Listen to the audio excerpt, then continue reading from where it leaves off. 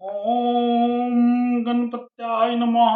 ओम श्री गणेशाय नमः। ओम श्री दुर्गा देव्ये नमः।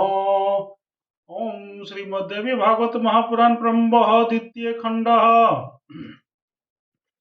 तुमेव माता च पिता तुमेव तुमेव बंधु च सखा तुमेव तुमे विद्या तुमेव तुमे सर्वं देव देव। ओम नमः सिंडिकाय नमः। ओम श्री दुर्गा देव्ये नमः। ओम श्री दुर्गाये नमः।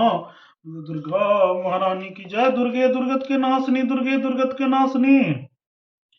पंचदशो अध्याय तुलसी का कथा प्रसंग में राजा वृषध्वज का चरित्र का वर्णन। जय दुर्गा महारानी। तुलसी नारद जी बोले, परम साध्वी तुलसी भगवान श्री हरि की प्रिया कैसे बनी, वे कहाँ उत्पन्न हुई थी, पूर्व जन्म में कौन थी, किंतु कुल में उत्पन्न हुई थी, और वे सती किसके कुल में कन्या के रूप में प्रादुर्भूत हुई, और अपने किस तपस्या के प्रभाव से वो तुलसी प्रकृति से परे विकार रहित निष्काम सर्व विश्व रूपम नारायण परम ब्रह्म परमेश्वर ईश्वर सबके आराध्य सर्वेश तथा सब कुछ जानने वाले संपूर्ण जगत के कारण सर्वाधार सर्वस्वरूप तथा सभी प्राणियों का पालन करने वाले भगवान श्री हरि को पत्नी रूप में कैसे प्राप्त हुई, ऐसी साध्वी देवी वृक्ष कैसे बन गई, और तपस्विनी किस प्रकार से असुर द्वारा गृहीत हुई, समस्त शंकाओं का निवारण करने वाले हैं प्रभु। यह सब जानने के लिए मेरा कोमल तथा चंचल मन बहुत बार बार प्रेरित कर रहा है। आप मेरे संपूर्ण संदेह को दूर करने की कृपा कीजिए। जय दुर्गा महारानी। श्री नारायण बोले, विष्णु के अंश से उत्पन्न दक्ष साध्वी मनु परम पवित्र यशस्वी कीर्तिमान पुण्यशाली तथा विष्णु भक्त थे, और उन पुत्र सर्व ब्रह्म सावर्ण थे जो धर्मपरायण भगवान विष्णु के भक्त तथा परम पवित्र। उनके पुत्र धर्म सावर्ण थे जो विष्णु के भक्त तथा जितेंद्र थे। उनके पुत्र रुद्र सावर्ण भक्ति परायण तथा जितेंद्र थे। उन रुद्र सावर्ण के पुत्र देव सावर्ण थे जो सर्वदा विष्णु भगवान का व्रत करने में सघन रहते थे। उन देव सावर्ण के पुत्र इंद्र सावर्ण महाविष्णु के भक्त थे।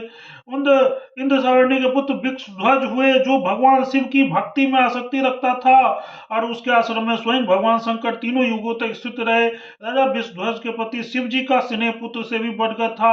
वो भगवान नारायण लक्ष्मी सरस्वती इनमें से किसी के भी प्रति आस्था नहीं रखता था, और उसने अन्य सभी देवताओं की पूजा का परित्याग कर दिया था। अभिमान में चूर होकर वो भाद्रपद महीने में महालक्ष्मी की पूजा में विघ्न उत्पन्न करता था। इसी प्रकार उन पापी ने माघ शुक्ल पंचमी के दिन समस्त देवताओं को विस्तृत रूप से की जाने वाले सरस्वती पूजा का भी त्याग कर दिया था। इस तरह केवल शिव जी के आराधना में निरंतर रहने वाले और यज्ञ तथा विष्णु की आज्ञा पूजा की निंदा करने वाले उस राजेंद्र वृषध्वज पर भगवान सूर्यदेव कुपित हो गए। उन्होंने उसे शाप दे दिया कि तुम श्री विहीन हो जाओ। यह शाप सूरज ने उसे दिया था। इस पर स्वयं शिव हाथ में त्रिशूल देकर सूर्य के पीछे दौड़े। तब सूर्य अपने पिता कश्यप के साथ ब्रह्मा की शरण में गए। तदनंतर भगवान शंकर हाथ में शूल लिए हुए अत्यंत क्रुद्ध होकर ब्रह्मलोक के लिए प्रस्थित हुए। इसमें भयभीत ब्रह्मा जी ने सूर्य को आगे करके वैकुंठ लोक के लिए प्रस्थान कर दिए। वे संतप्त तथा शुक्र तालु वाले ब्रह्मा कश्यप तथा सूर्य के भयपूर्वक सर्वेश्वर नारायण के शरण में गए।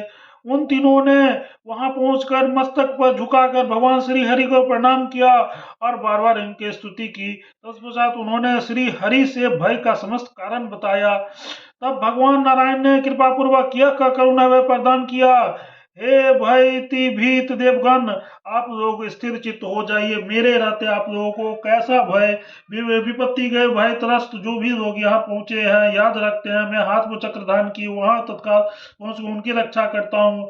हे देवतागण, मैं सदा निरंतर संपूर्ण लोगों की रचना तथा रक्षा किया करता हूँ। मैं ही ब्रह्मा रूप से जगत की सृष्टि करने वाला हूँ और शिव रूप से संहार करने वाली हूँ। मैं ही शिव हूँ, आप भी मेरे ही रूप हो और सूर्य भी मेरे ही स्वरूप है। तीनों गुणों से युक्त मैं ही न अनेक विध रूप धारण करके सृष्टि का पालन करता हूँ। आप लोग जाइए, आप लोगों का कल्याण होगा। आप लोगों को भाई कहाँ, मेरे वर के प्रभाव से आप लोगों का आज शंकर जी से भाई नहीं होगा। वे सर्वेश्वर भगवान शिव सज्जनों के स्वामी, भक्तों के वश में रहने वाला, भक्तों की आत्मा तथा भक्त वत्सल है। हे ब्राह्मण, सुदर्शन चक्र में भगवान शिव ये दोनों ही मुझे प्राणों से भी अधिक प्रिय है।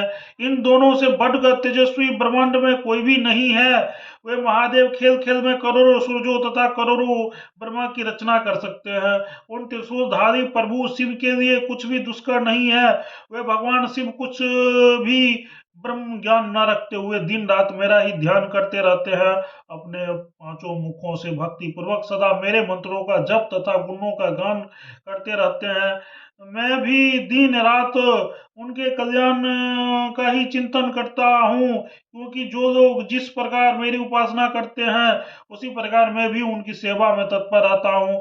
भगवान शंकर शिव स्वरूप है और वे कल्याण के अधिष्ठात्री देवता है। उन्हीं से कल्याण होता है, अतः विद्वान लोग उन्हें शिव कहते हैं। इसी बीच भगवान शंकर भी वहां पहुंच गए।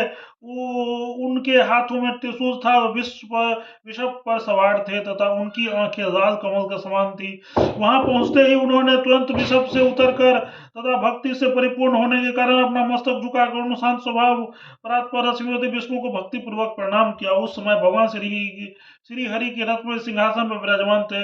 रथ निर्मित अलंकारों से अलंकृत थे। वे किरीट कुंडल चक्र वनमाला धारण किए हुए थे। उनके शरीर की क्रांति नूतन मेघ के समान श्याम वर्ण की थी। वे परम सुंदर थे, चार भुजाओं से सुशोभित थे और चार भुजाओं से अनेक पार्षदों द्वारा श्वेत चंबल डुलाकर उनकी सेवा की जा रही थी। हे नारद, उनका संपूर्ण अंग दिव्य चंदन से अनुलिप्त था। वे अनेक प्रकार के आभूषणों से अलंकृत थे। उन्होंने पीताम्बर धारण कर रखा था। वे लक्ष्मी के द्वारा दिए गए तांबुल का सेवन कर रहे थे। मुस्कुराते हुए वे विद्याधारियों के नित्य गीत आदि का निरंतर अवलोकन कर रहे थे। भक्तों के लिए साक्षात कृपा मूर्ति ऐसे उन परमेश्वर प्रभु को महादेव ने प्रणाम किया।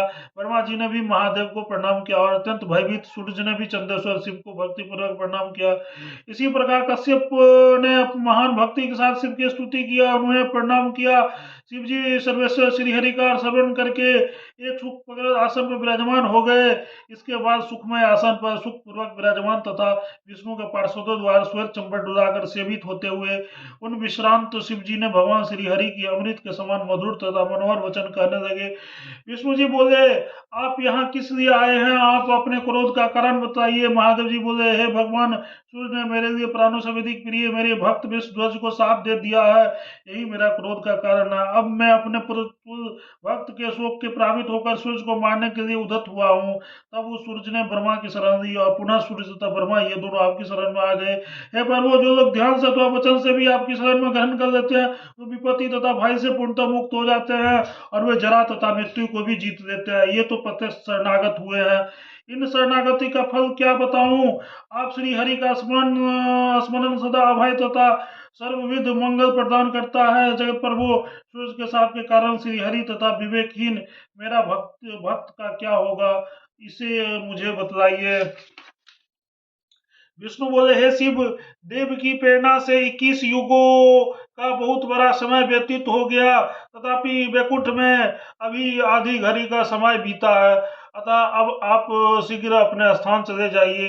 किसी से भी नियंत्रित न किए जा सकने वाला अत्यंत भीषण काल ने विष्णुध्वज को मार डाला है। उसका पुत्र रसध्वज था, वो भी श्री हरि से हीन होकर मृत्यु को प्राप्त हो गया है। उस रसध्वज के भी धर्मध्वज तथा कुशध्वज नाम के दो महान भागशाली पुत्र भी सूर्य के समान साप से श्रीहीन हो गए हैं।